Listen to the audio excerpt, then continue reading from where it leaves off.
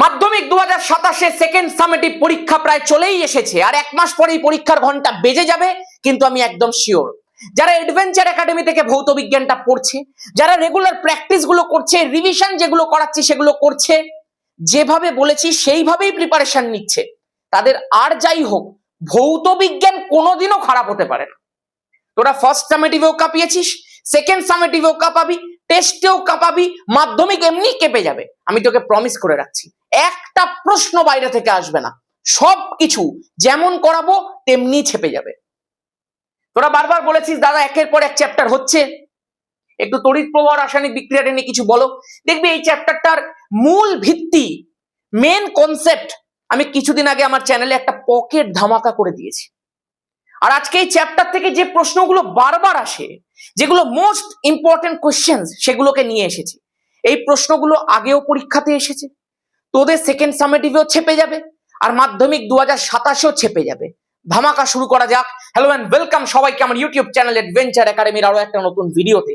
আমি তোমাদের মেন্টর সৈকত দাস। আমি আশা করব তুই এখন মেনে গেছিস, তুই এখন বুঝে গেছিস ভৌত বিজ্ঞানের কঠিন নয়, এটাতে প্রচুর নাম্বার ওঠে, আর সেগুলো আমি কমেন্ট দেখে বুঝতে পারছি। যারা আগে বলতো ভৌত বিজ্ঞান পারি না, পড়তে ইচ্ছা করে না, তারা এখন ভৌত বিজ্ঞান ছাড়া আর কিছু পড়ছে না। যদিও এটা ঠিক নয়, কিন্তু তাও এই যে ট্রানজিশনটা, এই যে একটা বিষয় যে ভৌত বিজ্ঞানটাকে তার ভালো লেগে গেছে, ওই সাবজেক্টটাকে সে বারবার পড়তে চাইছে, সবসময় পড়তে চাইছে, এটাই আমার কাছে অনেক। যারা আগে ভৌত বিজ্ঞানের অঙ্ক করতে পারতো না, ওরা এখন সব অঙ্ক করতে পারছে। শুধু ওই একটুখানি বুঝতে হতো যে এই সাবজেক্টটাকে কিভাবে পড়তে হয়। আমি আশা করবো অনেকে বুঝে গেছিস, যারা বুঝিসনি রেগুলার চ্যানেলটাকে ফলো করতে থাক। চল এবার বিষয়টা হচ্ছে যে প্রথম প্রশ্ন, ক্যাথোড অ্যানোড তড়িৎদ্বার বলতে কি বোঝো? কোনটিতে জারণ আর কোনটিতে বিজারণ ঘটে? এটা কিন্তু আমি আমার ওই পকেট ধামাকার মধ্যে একদম সুন্দরভাবে এক্সপ্লেন করে দেওয়ার চেষ্টা করেছিলাম। আমি আশা করবো যারা ওটা দেখেছিল তাদের ওটা নিয়ে আর কোনো সমস্যা নেই। আমি একটু জাস্ট তোদেরকে একটা ছবির মাধ্যমে মনে করাই। দেখ, এটা একটা ভোল্টামিটার আছে, সেই ভোল্টামিটারের মধ্যে আমি দুখানা তড়িৎদ্বারকে ডুবিয়ে রেখেছি। আমি ধর এখন এই বিষয়টা মুছে দিলাম যে কোনটা পজিটিভ কোনটা নেগেটিভ। আমি বললাম তার দুটো তড়িৎদ্বার আছে শুধু। এটা একটা ব্যাটারি রয়েছে, ব্যাটারিটার একটা পজিটিভ প্রান্ত রয়েছে, যেটা বড় সেটা পজিটিভ, যেটা ছোট সেটা নেগেটিভ, তুইও জানিস। আর এটা হচ্ছে তড়িৎ বিশ্লেষ্য দ্রবণ আছে ভেতরে, তুই ভালো করেই জানিস। ধর আমি আজকে এটা NaCl এর একটা গলিত দ্রবণ নিয়েছি, তাহলে গলিত দ্রবণ নিলে সেখানে NaClটা আয়নিত হবে, আর আয়নিত হয়ে ভেতরে Na+ আয়ন আর Cl- আয়ন তৈরি করবে ভাই।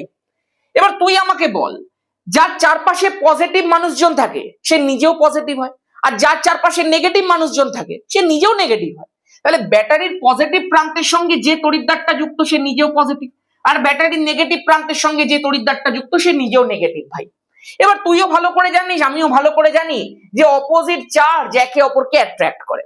এই তড়িৎদ্বারটা পজিটিভ, তাহলে এর দিকে যাবে কে? নেগেটিভ আয়নটাই যাবে। তাহলে আমি যদি তোকে বলি এখানে নেগেটিভ আয়ন কি রয়েছে, তুই বলবি দাদা Cl- রয়েছে, তাহলে এই Cl- এই পজিটিভ তড়িৎদ্বারের দিকে যাবে, একদম পরিষ্কার কথা। আচ্ছা দাদা, এই যে Cl- রয়েছে এটাকে কি বলে? আমি বললাম এটাকে তো অ্যানায়ন বলে। আর তুমি আমাদেরকে শিখিয়েছিলে, যারা আমাদের ব্যাচের মধ্যে পড়িস তাদের এটা একদম দেখবি ডিটেলে ধরে ধরে করিয়েছিলাম, আর তোদেরকে পকেট ধামাকা দিয়েছিলাম। দুটোর মধ্যেই আমি এই বিষয়টা শিখিয়েছিলাম যে A ফর অ্যানায়ন আর A ফর অ্যানোড। তাহলে অ্যানায়ন কোন দিকে যায়? অ্যানোডের দিকে যায়। দাদা তুমি তো এক্ষুনি বললে যে নেগেটিভ আয়নটা এই পজিটিভ তড়িৎদ্বারটার দিকে যাচ্ছে, কারণ বিপরীত চার্জ একে অপরকে অ্যাট্রাক্ট করছে। তার মানে আমি কি ধরে নিতে পারি যে এই পজিটিভ তড়িৎদ্বারটারই নাম অ্যানোড? আমি বললাম একদমই তাই, ধরে নেওয়ার কিছু নেই, ওটাই সত্য। নেগেটিভ আয়ন, নেগেটিভ অ্যানায়ন কার দিকে যাবে? পজিটিভ তড়িৎদ্বারের দিকে যাবে। এর নাম যেহেতু anion, A for anion, A for anode, তাহলে এই পজিটিভ তড়িৎদ্বারটার নামই অ্যানোড। দাদা তাহলে একই রকম ভাবে এই যে নেগেটিভ তড়িৎদ্বারটা রয়েছে এর দিকে তো এই পজিটিভ আয়নটা যাবে, মানে Na+ যাবে। Na+ কে কি বলে দাদা? ক্যাটায়ন বলে না? বললাম একদম ক্যাটায়ন বলে। দাদা তাহলে বলো K ফর ক্যাটায়ন, যার দিকে যাচ্ছে সেটা K ফর ক্যাথোড, তাহলে ক মিলে গেল, মিলে গেল। বললাম একদমই তাই। তার মানে দাদা এ নিজে পজিটিভ, ও যার দিকে যাচ্ছে সেটা নিশ্চয়ই নেগেটিভ হবে। তাহলে এই যে ক্যাথোড তড়িৎদ্বারটা রয়েছে সেটা একটা নেগেটিভ তড়িৎদ্বার। তাহলে আমি এইটুকু বুঝে গেলাম যে এইটা হচ্ছে আমার অ্যানোড, কারণটাও শিখলাম, আর এইটা হচ্ছে আমার ক্যাথোড, কারণটাও শিখলাম। গল্প শেষ। বলেছে কোনটিতে জারণ আর কোনটিতে বিজারণ ঘটে। এবার শোন মন দিয়ে, আমি ধর তোকে বললাম ক্যাথোডের বিক্রিয়াটা কি হবে। ক্যাথোডের দিকে যাচ্ছে কে? দাদা ক্যাটায়ন যাচ্ছে। আমি বললাম দেখ ভাই, ক্যাটায়ন যে গেছে কোন একটা ধান্দায় গেছে রে। এই পৃথিবীতে কারণ ছাড়া কেউ কিছু করে না রে। কিছু একটা এর এমন কিছু একটা ব্যাপার আছে যেটার জন্য ক্যাথোডের দিকে গেছে, একটু খুঁজে বার করছে। দাদা Na+, আচ্ছা এই দেখো মাথার উপরে পজিটিভ আছে, তার মানে ওর কাছে ইলেকট্রনের ঘাটতি আছে, ওর ইলেকট্রন কম আছে, তার মানে ও এই ক্যাটায়নটা ক্যাথোডের দিকে গেছে ইলেকট্রন নেওয়ার জন্য। যার যেটা কম থাকে তার সেটাই চাই ভাই। তার মানে এই Na+, যার ইলেকট্রন কম আছে, ও ক্যাথোডের মধ্যে গিয়ে ইলেকট্রন নেবে। আরে কটা নেবে রে? আরে যতগুলো কম আছে ততগুলোই না নেবে। কতগুলো কম আছে? একটা কম আছে, একটা পজিটিভ, তাহলে ও একটা ইলেকট্রন নিয়ে সেই পজিটিভ চার্জটাকে নালিফাই করে দেবে, মুছে দেবে, গল্প শেষ। তার মানে ক্যাথোডে Na+ গিয়ে একটা ইলেকট্রন নিয়ে সোডিয়াম তৈরি করবে। আর অ্যানোডের মধ্যে কি হবে দাদা? অ্যানোডে Cl- গেছে। বল বল কি জন্য গেছে? আরে ইলেকট্রন বেশি আছে রে, ওর বেশি আছে, ও ছাড়তে চাইছে। ওই যে বলে না, যে যেটা পায় না সে সেটা চায়, আর যে পেয়ে যায় সে সেটার কদর করে না। এই যে Cl- ওর কাছে ইলেকট্রন এসে গেছে, ও ভাবছে আমার কি হবে ইলেকট্রন নিয়ে, আমি গিয়ে ফেলে দিই ইলেকট্রনটা। কোথায় যাবে? অ্যানোডের দিকে যাবে। অ্যানোড গিয়ে কি করবে? ইলেকট্রন ছেড়ে দেবে। কটা ছাড়বে রে? আরে যটা বেশি আছে ততগুলোই না ছাড়বে, নিয়ে Cl তৈরি করবে। আর একটা Cl থোড়ি থাকে, এরকম আরো একটা Cl- আসবে, আরো একটা Cl, সেই Cl এর সঙ্গে যুক্ত হয়ে Cl2 গ্যাস তৈরি করবে, গল্প শেষ। দাদা এটার সাথে জারণ বিজারণের কি হলো? আরে তোকে শিখিয়েছিলাম মনে নেই? যদি কেউ ইলেকট্রন গ্রহণ করে তাহলে সেটাকে বিজারণ বলে, আর যদি কেউ ইলেকট্রন বর্জন করে তাহলে সেটাকে জারণ বলে। তাহলে কোথায় জারণ কোথায় বিজারণ আর পেন ঘুরিয়ে ঘুরিয়ে লটারি করে বলতে হবে? হবে না। কনসেপচুয়ালি বলতে পারবি যে অ্যানোডে যেহেতু ইলেকট্রন ত্যাগ হয়, কে ত্যাগ করে তোকে মনে রাখতে হবে না। কখনো পরমাণু করে, কখনো অ্যানায়ন করে। তুই শুধু কি মনে রাখবি? অ্যানোডে ইলেকট্রন ত্যাগ হয়, আর যেহেতু ইলেকট্রন ত্যাগ হয় তাই অ্যানোডের মধ্যে কি ঘটে? জারণ ঘটে। ক্যাথোডে ইলেকট্রন গ্রহণ হয়, তাহলে ক্যাথোডে কি ঘটে? বিজারণ ঘটে। নেক্সট প্রশ্ন। বলেছে NaCl এর জলীয় দ্রবণ, খুব ভালো করে শুনবে কিন্তু এবারে, তড়িৎ পরিবহন করলেও এর তড়িৎ বিশ্লেষণে ধাতব সোডিয়াম পাওয়া যায় না। দাদা একটু আগে তো আমরা দেখলাম যে NaCl থেকে ধাতব সোডিয়াম পাওয়া যাচ্ছিল, কিন্তু একটু খেয়াল করে দেখিস এই পুরো তড়িৎ বিশ্লেষণটা হয়েছিল NaCl এর গলিত দ্রবণে। যখন NaCl-টাকে গলিয়ে দেওয়া হয়, যখন তার গলিত দ্রবণ তৈরি করা হয়, তখন কিন্তু সেখানে সেটা বিয়োজিত হয়ে কেবলমাত্র Na+ এবং Cl- আয়ন তৈরি করে। এখানে কিন্তু আর কোনো আয়ন তৈরি হওয়ার কোনো সুযোগই থাকে না। কিন্তু যখন NaCl-টার জলীয় দ্রবণ নেওয়া হচ্ছে, সেই জলীয় দ্রবণ অর্থাৎ অ্যাকুয়াস সলিউশনের মধ্যে কিন্তু জলও বর্তমান। তার ফলে দাদা সেখানে NaCl-টা Na+ আর Cl- আয়নে বিশ্লিষ্ট তো হচ্ছে, আবার জলটাও হচ্ছে নাকি? আমি বললাম একদমই তাই, জলটাও বিয়োজিত হয়ে H+OH- আয়ন তৈরি করছে। এবং এখানে যেহেতু তুই দেখতে পাচ্ছিস দুখানা ক্যাটায়ন চলে এসেছে, একটা Na+, একটা H+, সুতরাং একটা কম্পিটিশনও চলে এসেছে যে কে যাবে, কোন ক্যাটায়নটা যাবে ক্যাথোডের দিকে। তোরা তো কিছুদিন আগে ধাতুবিদ্যা পড়ে এসেছিস রে, তোদেরকে তো আমি শিখিয়েছিলাম সভ্যতার সেই করুণ একটা চিত্র। দেখ আমি পাশে ধাতু সক্রিয়তা শ্রেণীটা আবার একবার রেখেছি তোদের জন্য। তুই আমাকে বল এবার, আমার কাছে দুটো ক্যাটায়ন আছে, একটা Na+ আছে, একটা H+ আছে, কে যাবে ক্যাথোডের দিকে? দাদা দেখো এই যে সোডিয়াম তড়িৎ রাসায়নিক শ্রেণীর কত উপরে অবস্থান করছে। যারা ধাতুবিদ্যার ওয়ান শট দেখিসনি, মোস্ট ইম্পর্টেন্ট কোয়েশ্চেন দেখিসনি, দেখে নে ভাই, এমন করে শিখিয়ে দেওয়া আছে কনসেপ্ট তুই আর কোনোদিনও ভুলতে পারবি না। আর এই দেখো হাইড্রোজেন, চিন্তা করে দেখো আজকে সোডিয়াম হাইড্রোজেনের থেকে কতটা উপরে। সুতরাং সোডিয়াম অনেক বেশি ইলেকট্রোপজিটিভ, সোডিয়ামের তড়িৎ ধনাত্মকতা অনেক বেশি, সোডিয়ামের টাকা অনেক বেশি, সোডিয়ামের ইগো অনেক বেশি। তার ফলে যখন দুটো ক্যাটায়ন আছে, একটা Na+, একটা H+, Na+H+ কে বলছে হ্যাঁ রে তোর সাহস হয় কি করে আমাকে প্রশ্ন করছিস, এটা তোর এই প্রশ্ন করাটার ক্ষমতা তোকে কে দিয়েছে? দেখছিস আমি কত উপরে, দেখছিস আমার ইলেকট্রোপজিটিভিটি কত বেশি, দেখছিস আমার টাকা কত বেশি তোর থেকে, তুই চাইছিস আমি ক্যাথোডের দিকে গিয়ে আমার এই ইলেকট্রোপজিটিভিটিটাকে নষ্ট করব? কোনোদিনও নয়। তুই নিচে আছিস, তোর টাকা কম, তুই যাবি, তোর ইলেকট্রোপজিটিভিটি কম, সেটা নষ্ট হয়ে গেলেও কিছু যায় আসে না রে, তুই যাবি। আমার অনেক বেশি ইলেকট্রোপজিটিভিটি, আমি আমার মতো রাজার হালে থাকবো। সুতরাং কোনো উপায় আর রইল না, এই নিচে অবস্থানকারী H+, যার ইলেকট্রোপজিটিভিটি কম, তাকেই যেতে হলো ক্যাথোডের দিকে, কারণ তার ক্ষমতা নেই এই অত্যন্ত ইলেকট্রোপজিটিভ সোডিয়ামকে পাঠানোর। কিন্তু যখন এখানে গলিত দ্রবণ নেওয়া হয়েছিল তখন কিন্তু আর কোনো উপায় ছিল না, এখানে Na+ একমাত্র ক্যাটায়ন ছিল, তাই ও যেতে বাধ্য হয়েছিল। ওই জন্য গলিত দ্রবণের তড়িৎ বিশ্লেষণে আমরা সোডিয়াম ধাতু পেয়েছিলাম, কিন্তু যখনই জলীয় দ্রবণের তড়িৎ বিশ্লেষণ হচ্ছে, H+টা যাচ্ছে, H+ ক্যাথোডে গিয়ে ইলেকট্রন নিচ্ছে, হাইড্রোজেন তৈরি করছে, এই হাইড্রোজেন আরো একটা হাইড্রোজেনের সাথে যুক্ত হয়ে হাইড্রোজেন গ্যাস তৈরি করছে। এই জন্যই আমরা জলীয় দ্রবণের তড়িৎ বিশ্লেষণে সোডিয়াম ধাতুটা পাই না, তার পরিবর্তে হাইড্রোজেন গ্যাস পাই। কমপ্লিট। এর গলিত দ্রবণের তড়িৎ বিশ্লেষণের ক্যাথোড অ্যানোড বিক্রিয়া অলরেডি দেখিয়ে দিয়েছি। নেক্সট প্রশ্ন দেখা যায়, প্ল্যাটিনাম তড়িৎদ্বার ব্যবহার করে অম্লায়িত জলে তড়িৎ বিশ্লেষণে ক্যাথোডে অ্যানোডে সংঘটিত কি বিক্রিয়া আছে সেগুলো লিখতে বলেছে। তড়িৎ বিশ্লেষণের জন্য বিশুদ্ধ জলের পরিবর্তে অম্লায়িত জল কেন ব্যবহার করা হয়, বারবার পরীক্ষাতে আসে। দেখ, বিশুদ্ধ জল, জল তো একটা সমযোজী পদার্থ, তোদেরকে তো আমি শিখিয়েছিলাম যে কিভাবে সমযোজী আর তড়িৎযোজী শিখতে হয়, চিনতে হয়। তো এই যেহেতু জল একটা সমযোজী পদার্থ, সেটা সহজে বিশ্লেষিত হতে চাইবে না স্বাভাবিকভাবে, সেই জন্য জলটার মধ্যে একটু অ্যাসিড মেশাতে হয়। জলের মধ্যে যেই মাত্র একটা তড়িৎ বিশ্লেষ্য পদার্থ তুই অ্যাড করবি, তাহলে জলটা নিজেও বিশ্লেষিত হতে চাইবে, নিজেও বেশি বেশি করে আয়ন তৈরি করতে চাইবে। আর তুই জানিস তড়িৎ বিশ্লেষণ প্রসেসটার মূল ভিত্তিটাই হচ্ছে আয়ন প্রেজেন্ট আছে কিনা। আয়ন যদি উৎপন্ন না হয় তাহলে তড়িৎ বিশ্লেষণ শুরুই হবে না। জলের মধ্যে অ্যাসিড যোগ করা মাত্রই, তাকে অম্লায়িত করা মাত্রই বেশি বেশি করে আয়ন তৈরি হয়, যত বেশি আয়ন তত ভালো তড়িৎ বিশ্লেষণ, এইটুকু ব্যাপার। এইবার দাদা, জলটা যখন বিয়োজিত হয়, আজকে ধরো প্ল্যাটিনাম তড়িৎদ্বার, একটা বিশেষ ধরনের ভোল্টামিটার, নাম নিচে কমেন্ট করো, সেগুলো ব্যবহার করে ধরো আমি যখন জলটা তড়িৎ বিশ্লেষণ ঘটাচ্ছি, জল তো বিয়োজিত হয়ে দুটো আয়ন তৈরি করে, একটা H+ আয়ন, একটা OH- আয়ন, তাই না? আমি বললাম একদম। আজকে চিন্তা করে দেখো, ক্যা ফর ক্যাটায়ন, ক্যা ফর ক্যাথোড, তার মানে ক্যাথোডের দিকে কে যাবে বলো?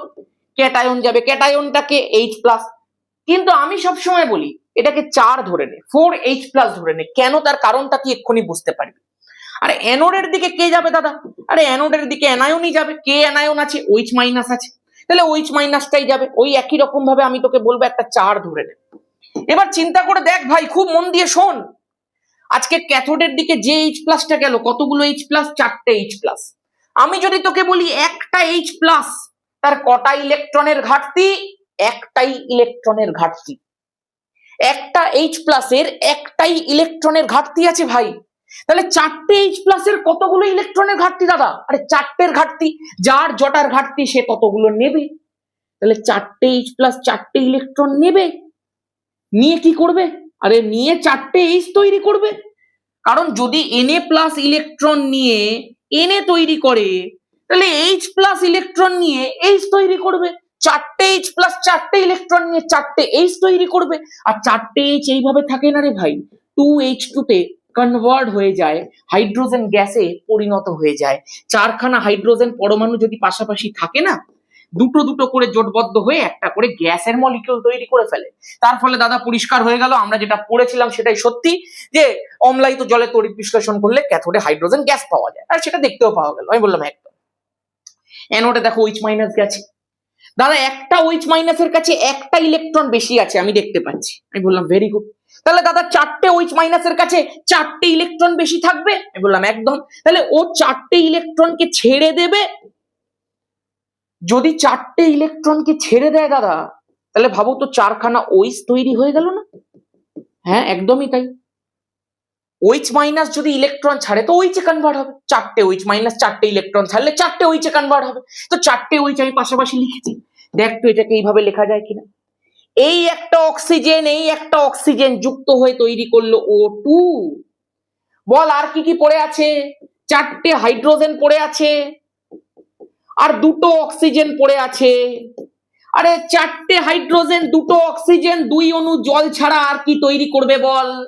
2 অণু জলের মধ্যে দেখ 4টে হাইড্রোজেন 2টো অক্সিজেন, গল্প শেষ। তাহলে 4খানা OH, 2টো অক্সিজেন পরমাণু যুক্ত হয়ে O2 গ্যাস, আর যে 4টে হাইড্রোজেন পরমাণু পড়ে আছে 2টো অক্সিজেন পরমাণু পড়ে আছে, তারা 2 অণু জল তৈরি করলো। গল্প শেষ, ফিনিশ। এবার দাদা ওই 4 কেন বলেছি? আমি বললাম চিন্তা করে দেখ, এখানে হাইড্রোজেনের সামনে কত আছে? 2। অক্সিজেনের সামনে কত আছে? 1। তুই আমাকে নিচে কমেন্ট কর আয়তনের অনুপাত কত হয়, তারপরে তুই বুঝতে পেরে যাবি কেন আমি 4 নিয়ে করতে বলেছিলাম, কিসের সুবিধা। নিচে কমেন্ট করো, আয়তনের অনুপাত কমেন্ট করো, ভরের অনুপাতটাও কমেন্ট করো। বলেছে তড়িৎ বিশ্লেষণে কোন ধরনের প্রবাহ ব্যবহার করা হয়? খুব সহজ প্রশ্ন। এই প্রক্রিয়ায় কোন শক্তিতে রূপান্তরিত হয়? পুরোটা নিচে কমেন্ট করে লিখবে প্রত্যেকে। নেক্সট দেখা যাক, কপার ইলেকট্রোড ব্যবহার করে কপার সালফেটের জলীয় দ্রবণের তড়িৎ বিশ্লেষণে ক্যাথোড অ্যানোডে সংঘটিত বিক্রিয়াগুলি লেখো। এই প্রক্রিয়ার বিশেষত্ব কি? এটাও কিন্তু একটা ভীষণ গুরুত্বপূর্ণ প্রশ্ন, বারবার পরীক্ষাতে আসে, কখনো MCQ, কখনো VSQ, কখনো SAQ রূপে, এবং এখানেও তুই সমাজে সেই করুণ চিত্রটা, বাস্তব চিত্রটা আরো একবার দেখতে পাবি। যাই হোক, একটা কথা বলেছিলাম আজকের ভিডিওর মধ্যে জানিয়ে দেব, এখনো পর্যন্ত অনেক ছেলে মেয়ে ধামাকা ব্যাচে অ্যাডমিশন যেমনি করে গেছিস, অনেকের অ্যাডমিশন বাকি আছে। তারা কুপনটা দেখতে পাচ্ছিস না, কারণ কুপন সব শেষ হয়ে গেছে। ভিডিও দেওয়ার আধ ঘন্টার মধ্যে যতগুলো কুপন দেওয়া ছিল সব শেষ হয়ে গেছিল। আমি ওটা দেখে আধ ঘন্টা কি 40-50 মিনিটের মধ্যে হয়তো সব শেষ হয়ে গেছিল। তারপর ওটাকে বাড়িয়ে দেওয়া হলো। বাড়িয়ে দেওয়া যেটা হয়েছে সেটাও গতকাল সন্ধ্যাবেলা শেষ হয়ে গেছে। এখন বিষয় হচ্ছে তারপরেও অনেকে ভর্তি হওয়ার জন্য যাচ্ছে, কিন্তু দেখছে ওখানে কুপনটা নেই। আর এতটা কেন বিষয়টা গুরুত্ব পাচ্ছে, তার কারণ হচ্ছে এখন যে ধামাকা ব্যাচটা লঞ্চ করা হয়েছে সেখানে ফাউন্ডেশন ব্যাচের সবকিছু দিয়ে দেওয়া হয়েছে। সেকেন্ড সামেটিভ অবধি তুমি সব দেখতে পাবে। ফার্স্ট সামেটিভ থেকে যত ক্লাস হয়েছে, সেকেন্ড সামেটিভের যত ক্লাস হয়েছে, সমস্ত যে নোটস গুলো রয়েছে সব তুমি নোটিশ বোর্ড সেকশনে, কন্টেন্ট সেকশনে সবকিছু পেয়ে যাবে। কিন্তু তার জন্য কোনো এক্সট্রা ফিস পে করতে হচ্ছে না। ধামাকা ব্যাচের ফিস রাখা হবে 699 টাকা।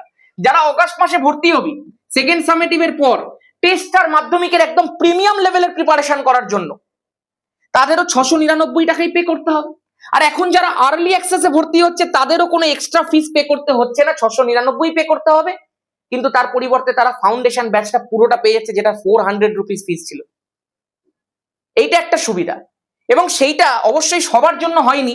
এটা ফিসটা 799 রাখা হয়েছে যারা এখন অ্যাক্সেস করছে, যারা কিন্তু এখানে একটা কুপন দেওয়া হয়েছিল, কুপন দিয়ে 699 করে দেওয়া হয়েছে।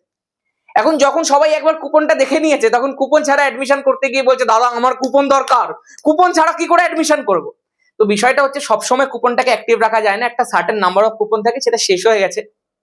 আমি যেটা করতে পারি, যেহেতু অনেক বেশি নাম্বার অফ স্টুডেন্ট এখনো পর্যন্ত বলছিস, সেই জন্য আমরা 2 তারিখ, আজকে 1 তারিখ, কালকে 2 তারিখ, 2/7/2026 রাত্রি 11:30টার সময় 11:30 PM আমরা কুপনটাকে শুরু করব। কতক্ষণ থাকবে? 12টা অব্দি তো, হ্যাঁ 12টা অব্দি, 11:45 থেকে 12টার মধ্যে ওটা মোটামুটি এন্ড হয়ে যাওয়ার কথা। এবার আমি বলবো প্রত্যেকে 15 মিনিটের মধ্যে করে নেওয়ার চেষ্টা করবি। ম্যাক্সিমাম 12টা অব্দি সম্ভবত থাকবে, 11:30 থেকে 12টা রেঞ্জ ধরে চলতে পারিস, বাট আমি বলবো 11:45 মধ্যে করে নিবি, ঠিক আছে? কুপনটা অ্যাক্টিভ করা হবে, বারবার করে বলছি এটা কিন্তু রাত্রির কথা বলছি আমি, সকালবেলা নয়। কেউ কিন্তু ভুল করবি না। কুপন কিন্তু যদি মানে আবার যদি চলে যায়, সেটা কিন্তু আমি কবে আনতে পারবো আমি জানি না, কারণ এগুলো আমার হাতে থাকে না সবসময়। এগুলো অ্যাপের থেকে পারমিশন নিয়ে তবে করতে হয়, বিষয়টা ওদের তরফ থেকে আসে। সেই কারণে আমি এটা যখন পেয়েছি, করতে পেরেছি, তোদেরকে বললাম আজকে 1 তারিখ, কালকে 2 তারিখ রাত্রি 11:30 11:30 PM সেখান থেকে শুরু হবে। অ্যাপটাকে পুরো যদি ওপেন থাকে ক্লোজ করবি, রিফ্রেশ করবি, দেখবি তুই কুপনটা দেখতে পাবি ঠিক 11:30 থেকে 11:45 মধ্যে করে নিবি। বাট আমার মনে হয় 12টা পর্যন্ত রাখার কথা বলেছিল, আমার যতদূর মনে হচ্ছে, কিন্তু আমি শিওর নই, তাই জন্য বলছি 11:45 মধ্যে করে নিবি প্রত্যেকে। ব্যাস এটাই বলার ছিল। তারপরে পড়াশোনা শুরু করে দে। যতজন ভর্তি হয়ে গেছিস, প্রচুর সংখ্যক ছেলে মেয়ে অলরেডি ভর্তি হয়েছে। আমাদের একটা গ্রুপ ফুল হয়ে গেছে, দ্বিতীয় গ্রুপটার মধ্যে ভর্তি চলছে সব। আর অ্যাপের মধ্যে তো অলরেডি সবাই আছে। অ্যাপের মধ্যে তুমি সব ক্লাস পেয়ে গেছো, ফাউন্ডেশন ব্যাচে তুমি পড়তে থাকো। অ্যাপের মধ্যে তুমি নোটস পেয়ে গেছো নোটিশ বোর্ড সেকশনে, সেগুলো প্রিন্ট আউট এখন নাও করাতে পারো, ধামাকা ব্যাচের জন্য আরো কিছু স্পেশাল নোটস আসতেও পারে। আর পড়াশোনা তো যা করিয়ে দেবো, ওর বাইরে কিছু লাগবে না। যারা ধামাকা ব্যাচ আর অ্যাডভেঞ্চার একাডেমি ইউটিউব চ্যানেল সাথে নিয়ে একসাথে নিয়ে চলতে পারবে, মাধ্যমিক ভৌত বিজ্ঞানে তোরা কোনো চিন্তা নেই। আর একটা আনঅফিসিয়াল কথা বলি, যারা আমাদের ফাউন্ডেশন ব্যাচের মধ্যে ছিল ওরা কিন্তু ধামাকা ব্যাচ 599 টাকায় পাচ্ছে। মানে যদি বাকিদের 799 ফিস থাকে ওদের 599 হবে, বাকিদের যদি 699 থাকে তখন ওদের 599 হবে, মানে ওদের বাকিদের থেকে কম হচ্ছে। ঠিক একই রকম ভাবে যখন আমাদের ধামাকা ব্যাচের স্টুডেন্টরা, মানে যারা 699 দিয়ে অ্যাডমিশন করছে, যারা ধামাকা ব্যাচে ভর্তি হচ্ছে, তারা যখন ক্লাস 11 অ্যাডমিশন করবে তাদেরও কিন্তু বাকিদের থেকে 200 টাকা অফ থাকবে। মানে এফেক্টিভ ফিসটা অ্যাকচুয়ালি 499 হয়ে যাচ্ছে। তখন তুমি 200 টাকার একটা কুপন ওখানেই পেয়ে যাবে, অ্যাপ্লাই করবে, যেটা বাকিরা দেখতে পাবে না। তাই এটা বলে রাখলাম, এটা আমি আগে কখনো বলিনি, ফাউন্ডেশন ব্যাচের ছেলেমেয়েরা জানে, কিন্তু তোরা জানতিস না, আমি এখানে বলে দিলাম বিষয়টা। ঠিক আছে, চলো এই বিষয়টা একটু বলি। কপার ইলেকট্রোড ব্যবহার করে কপার সালফেটের জলীয় দ্রবণে তড়িৎ বিশ্লেষণ, আমি দেখবো এবার রেকর্ডিংটা পারফেক্ট হচ্ছে কিনা। একদম পারফেক্ট আছে, যেটা বলে দিয়েছে খুব ভালো করে শুনবি। হ্যাঁ, এখানটায় একটা বিষয় দেখ, আগের বারের মতোই জলীয় দ্রবণই দিয়ে দিয়েছে। কিন্তু আগের বারে যখন আমরা NaCl এর ক্ষেত্রে দেখলাম, সেখানে যখন জলীয় দ্রবণ দিয়েছিল স্বাভাবিকভাবে H+OH- এসে জুড়ে বসেছিল। এখানেও কি দাদা তাই হবে? আমি বললাম একদমই তাই হবে, কোনো চেঞ্জ হবে না ভাই, কনসেপ্ট একটাই। যখন কপার সালফেট রয়েছে, কপার 2+ থাকবে, SO4 2- থাকবে। দাদা 2+ই কেন থাকবে? আমি বললাম এটাকে যখন তুই ভাঙছিস SO4টা তো 2- হয়, আর এটার সঙ্গে পুরোটাকে তড়িৎ প্রসম রাখতে গেলে কপারটা তো তার 2+ স্টেটেই থাকবে রে ভাই। দাদা যদি এই দুটো হয় তাহলে এর সাথে এবার জল এসে জুড়ে বসবে। বললাম একদম H+OH- থাকবে, কারণ এটা একটা অ্যাকোয়াস সলিউশন ছিল। কিন্তু এইবার কিন্তু প্রসঙ্গটা একটু ঘুরেছে। যে H+ কে এতদিন সবাই নিচা দেখাতো, যে H+ কে এতদিন সবাই তুচ্ছ মনে করত, যে H+ কে এতদিন কেউ পাত্তা দিত না, সে আজকে খেলা ঘুরিয়ে দিয়েছে ভাই। এখন যদি তুই একটু তড়িৎ রাসায়নিক শ্রেণীটা দেখিস, তুই বল এখানে কি কি ক্যাটায়ন আছে। এখানে দাদা H+ রয়েছে আর Cu2+ রয়েছে। আমি বললাম এই দুটো ক্যাটায়নকে তুই একটু খোঁজার চেষ্টা কর, তুই দেখতে পাবি হাইড্রোজেন ওপরে আছে আর কপার তলায় আছে। তার মানে দাদা এবারে সমাজের সব নিয়ম ঘুরে যাবে মনে হচ্ছে। না, সমাজের নিয়ম কিন্তু ঘোরেনি। চিন্তা করে দেখ, H+ Cu2+, বল কে ওপরে? মাথার চার্জ দেখবি না ভাই, শুধু দেখ কে ওপরে, হাইড্রোজেন ওপরে। তাহলে হাইড্রোজেন বেশি ইলেকট্রোপজিটিভ। এবার হাইড্রোজেনের টাকা বেশি, হাইড্রোজেনের ইগো বেশি। তুই কি ভাবলি হাইড্রোজেন ভালো হয়ে গেছে? ওর ওপর এত অত্যাচার হয়েছে বলে অন্যকে অত্যাচার করবে না? সব করবে, সব একই। তাহলে হাইড্রোজেনও এবার কি করবে বল? কপারকে বলবে হ্যাঁ কপার তুই আমার তলায়। তুই কি ভাবলি আমি যাব ক্যাথোডে, আমি আমার ইলেকট্রোপজিটিভিটি হারাবো? এতদিন ও মার খেত, কিন্তু আমি আমার ইলেকট্রোপজিটিভিটি হারাবো? কি ভাবলি তুই? তুই যাবি, তুই তলায়। এতদিন আমাকে সবাই বলেছে ওরা, আজকে আমি তোকে বলবো। তার মানে ও জোর করে কাকে পাঠাবে রে? কপার 2+ কে পাঠাবে রে। কোন ক্যাটায়নটা যাবে ক্যাথোডের দিকে? এখানে কিন্তু ক্যাথোড অ্যানোডে দুটোই কপার ইউজ হয়, ঠিক আছে? ক্যাথোডেও অ্যানোড, ক্যাথোডেও কপার ইউজ হয়, কপারই ক্যাথোড কপারই অ্যানোড। আর যে জলীয় দ্রবণটা যেটা ইউজ হচ্ছে সেটাও কিন্তু কপার সালফেটেরই জলীয় দ্রবণ। মানে এটাই হচ্ছে তড়িৎ বিশ্লেষ্য পদার্থ। তড়িৎ বিশ্লেষ্য পদার্থের মধ্যে কে কে রয়েছে, কি কি আয়ন রয়েছে, এগুলো রয়েছে। আর যে দুটো তড়িৎদ্বার রয়েছে, এইটাও ক্যাথোড এটাও অ্যানোড, আর দুটোই কপার, ঠিক আছে? মানে পুরোটাই কপার কপার কপার কপার। চিন্তা করে দেখ, তাহলে দাদা কে গেল ক্যাথোডের দিকে? কে গেল ক্যাথোডের দিকে? গেল কপার 2+, কারণ এটা ক্যাটায়ন, ক্যাফর ক্যাটায়ন, ক্যাফর ক্যাথোড। গিয়ে কি করবে? আরে দুটো ইলেকট্রন নেবে, আবার কি করবে রে ভাই? নিয়ে নিয়ে কপার গ্রুপে জমবে ক্যাথোডের মধ্যে, ক্যাথোডের মধ্যে কপারটা জমতে থাকবে। Very good. দাদা অ্যানোডের মধ্যে কে যাবে একটু বলো? আমি বললাম জানিস তো অ্যানোডের মধ্যে কি বিক্রিয়া ঘটে ভাই? দাদা অ্যানোডে জারণ ঘটে। তুমি বারবার বলেছিলে অ্যানোডের মধ্যে জারণ ঘটে, জারণ ঘটে, জারণ ঘটে, মানে ইলেকট্রন বর্জন হয়। আমি বললাম একদম। আর ইলেকট্রন বর্জন করার মতো কজন আছে? দাদা দুজন আছে, SO4 2- আর OH-। আমি বললাম এই দুজনেই জানিস তো ভীষণ স্লো। এই অ্যানোডটা অপেক্ষা করতে করতে হাঁপিয়ে গেছে, বলছে আরে কই তো আজ আরে। কিন্তু ওরা দুজনের মধ্যে কম্পিটিশন করে ঠিক করতে পারছে না কে যাবে। বলছে তুই যা, ও বলছে তুই যা, তুই যা, তুই যা, তুই যা, তুই যা করে যাচ্ছে, কিন্তু কেউই যাচ্ছে না। অ্যানোড গেছে বিরক্ত হয়ে। বল আমি তোকে একটু আগে বললাম এই অ্যানোড আর ক্যাথোড দুটো রূপেই কে ইউজ হয়? কপার ইউজ হয়। এই কপার অ্যানোডটা লাস্টে বিরক্ত হয়ে বলছে ধুর, কেউ আসছে না যখন, আমি নিজেই বিক্রিয়াটা করি। অ্যানোডের মধ্যে কি ঘটে? ইলেকট্রন বর্জন হয়। অ্যানোডের মধ্যে কি ঘটে? জারণ ঘটে। এই কপারটাই দুটো ইলেকট্রন বর্জন করে দ্রবণের মধ্যে Cu2+ রূপে চলে আসে। বোঝো কাণ্ড। যে তড়িৎদ্বার রূপে ছিল, যে কপারটা তড়িৎদ্বার রূপে ছিল, সেই কপারটা যখন দেখছে কেউ আসছে না, ও নিজেই ইলেকট্রন বর্জন করে দিয়েছে। ও অ্যানোডের মধ্যে নিজেই জারণ ঘটিয়ে দিয়েছে। যেই মাত্র দুটো ইলেকট্রন বর্জন করবে, ও copper2+ কনভার্ট হয়ে কোথায় চলে আসবে? দ্রবণের মধ্যে চলে আসবে। গল্প শেষ। তার মানে দাদা এখানে ভেবে চিন্তে দেখো, দুটো বিষয় ঘটছে। আমি বললাম কি রে, একবার আমি এটা ছবিটা তোকে এঁকে দেখাতে চাই। এই বিষয়টা খুব গুরুত্বপূর্ণ একটা পয়েন্ট, কিন্তু এটা খুব মন দিয়ে চিন্তা করে দেখ, এটা অনেকে খেয়াল করে না। প্রথম কেসে যখন আমি তোকে ক্যাথোডের কেস বলেছিলাম, যখন ক্যাথোডের মধ্যে যাওয়ার কথা হয়েছিল, তখন কোথা থেকে copper2+টা গেছিল? দ্রবণ থেকে গেছিল। দ্রবণ থেকে। দ্রবণের মধ্যে, তড়িৎ বিশ্লেষ্য দ্রবণের মধ্যে, জলীয় দ্রবণের মধ্যে যে copper2+টা ছিল, সেই copper2+টা কিন্তু ক্যাথোডের দিকে গেছিল। তার মানে দ্রবণে copper2+ পরিমাণটা কমেছিল। এবার এই যে অ্যানোড ছিল না, অ্যানোড, যেই অ্যানোডটাও কপারের, সেই কপারটা এবার copper2+ রূপে দ্রবণের মধ্যে আবার চলে এসেছে। এই দেখ, আবার চলে এসেছে। তার মানে দাদা দ্রবণ থেকে যতটা copper2+ ক্যাথোডে গেছিল, ততটাই copper2+ অ্যানোড থেকে আবার দ্রবণের মধ্যে চলে এসেছে।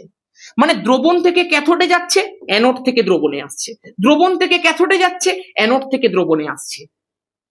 এটা যদি 5টা যায়, এটাও 5টা আসছে, 5টা আসছে, 5টা যাচ্ছে, 5টা আসছে, 5টা যাচ্ছে। মানে দ্রবণের মধ্যে copper2+ এর সংখ্যার কোনো পরিবর্তন ঘটছে না। SO4 2- তো যেখানে ছিল সেখানেই আছে। তার মানে দ্রবণের মধ্যে যে কপার সালফেটের ঘনত্ব বা গাঢ়ত্ব বা যে পরিমাণ, সেটার কিন্তু কোনো পরিবর্তন ঘটলো না। কপার সালফেটের যে দ্রবণটা, তার বর্ণেরও কোনো পরিবর্তন ঘটবে না, কারণ সেটা যতটা ঘনত্বে, যতটা গাঢ়ত্বে ছিল, যতটা সংখ্যায় ছিল, ততটাই রয়েছে। যতটা যাচ্ছে ক্যাথোডে, ততটাই ফিরে আসছে অ্যানোড থেকে। আমি আশা করছি কনসেপ্টটা বোঝা গেছে ভাই। নেক্সট বলে দিয়েছে তড়িৎ লেপন কি, এর গুরুত্ব লেখো। খুব সহজ একটা জিনিস, আজকে তুই চিন্তা করে দেখ। তুই যদি লোহাকে বাইরে ফেলে রাখিস, তাহলে কিছুদিন পরে দেখতে পাবি সেই লোহাটা পরিবেশের সঙ্গে, প্রকৃতির সঙ্গে বিক্রিয়া করে গিয়ে তার মধ্যে একটা মরচে পড়ে গেছে। তার মানে দাদা লোহা খুব সহজে এনভায়রনমেন্টে রিয়াকশন করতে পারে।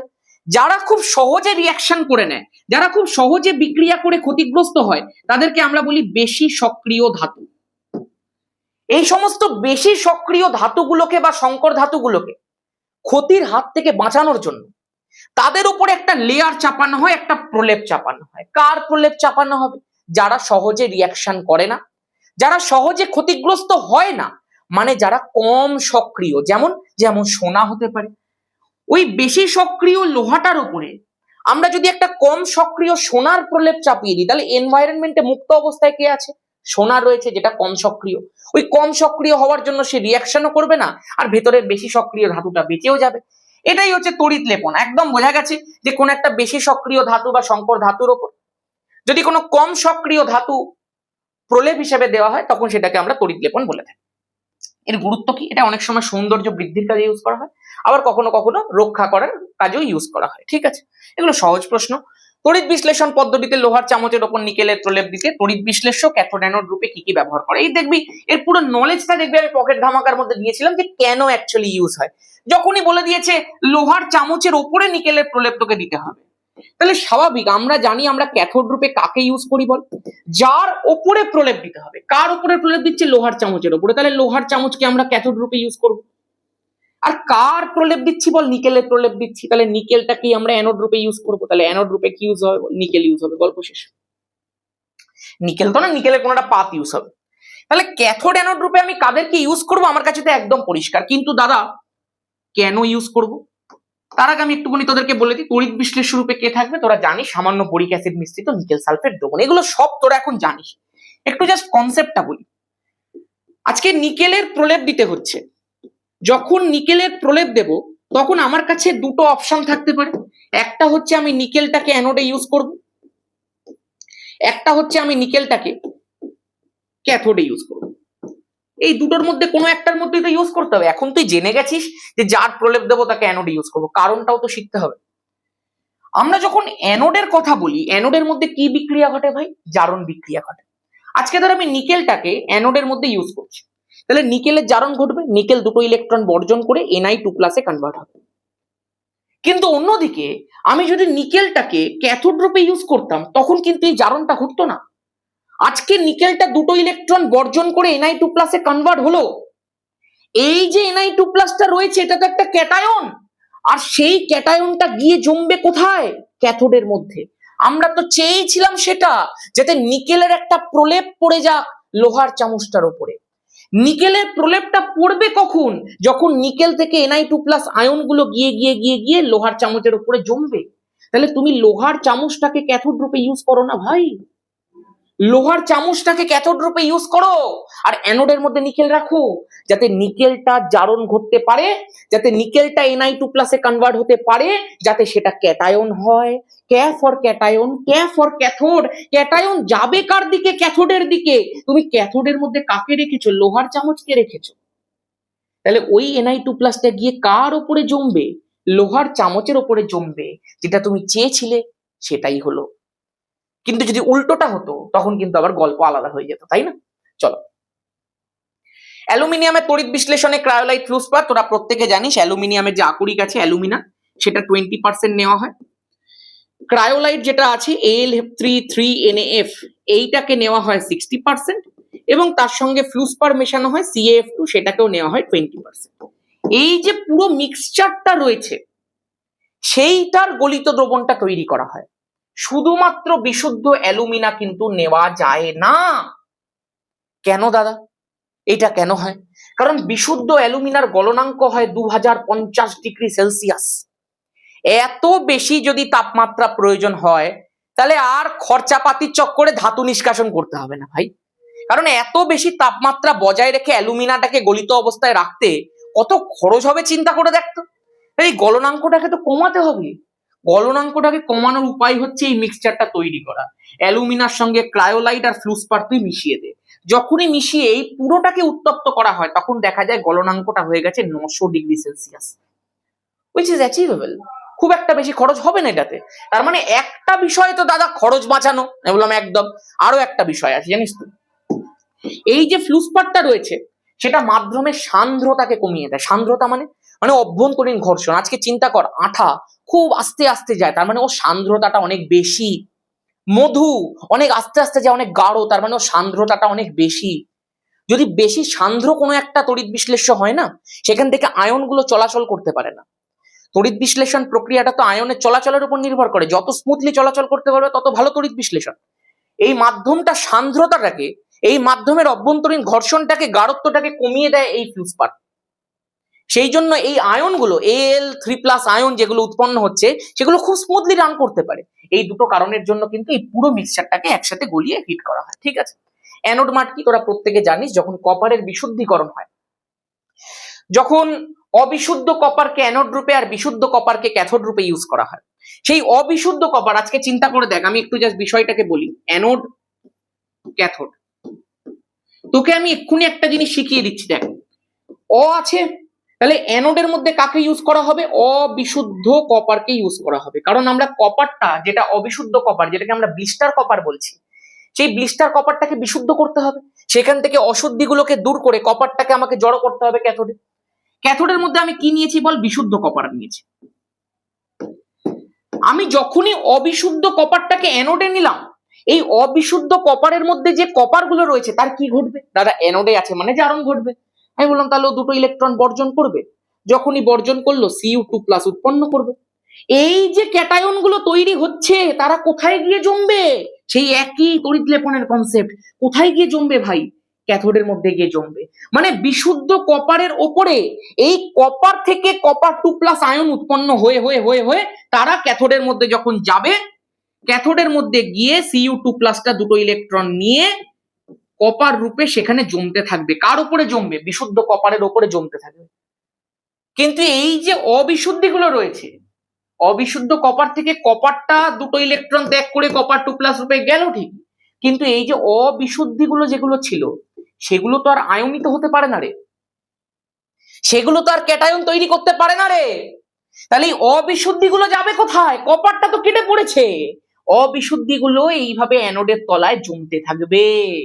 এই যে অবিশুদ্ধি যেগুলোর মধ্যে মিশেছিল, অবিশুদ্ধ কপারটার মধ্যে মিশেছিল, যেগুলো এখন নিচে পড়ে আছে, এইগুলোকেই বলা হয় অ্যানোড মাড, অ্যানোড কাদা। এই অ্যানোড কাদার মধ্যে কিন্তু সোনা, রূপো, প্ল্যাটিনামের মতো মূল্যবান ধাতুগুলো থাকে। গল্প শেষ। আমি আশা করবো তোর কাছে কনসেপ্ট একদম পরিষ্কার। যে যে জায়গাগুলো দরকার ছিল, যতটা দরকার ছিল আমি সবটা বলে দিলাম। কনসেপচুয়ালি তুই যদি পরিষ্কার করে নিয়ে থাকিস, এবার তুই একটা জায়গা থেকে পড়ে নে। যারা আমাদের ব্যাচের মধ্যে আছিস তাদের কাছে হ্যান্ড রিটেন নোটস আছে, ওখান থেকে পড়ে নে। যারা অন্যান্য জায়গাতে পড়ছিস সেখানেও নোটস আছে, না তো বই আছে, কোনো একটা জায়গা থেকে পড়ে নে, দেখবি তোর হয়ে গেছে। কনসেপ্ট একদম পরিষ্কার আছে, পরিষ্কার, একদম একদম ক্লিয়ার আছে ভাই। চলো আজকের মতো এখানেই। সবাই খুব ভালো থাকিস, সুস্থ থাকিস। কালকে 11:30টার সময় রাত্রির যারা যারা অ্যাডমিশন নিবি, কুপন থাকবে। 699 টাকাই পে করতে হবে। এখন পে করলে কিন্তু 799 দেখাবে। কালকে করিস, 699-তে করিস, তারপরে ক্লাস শুরু করে দিস। একদম ডিটেলে একদম ধামাকা ভাবে পড়তে থাকিস। মাধ্যমিক অবধি তুই এই ব্যাচটার অ্যাক্সেস পাবি। একবারই জাস্ট পে করতে হবে। চল আজকের মতো এখানেই। ভালো থাকিস, সুস্থ থাকিস। জয় ধামাকা।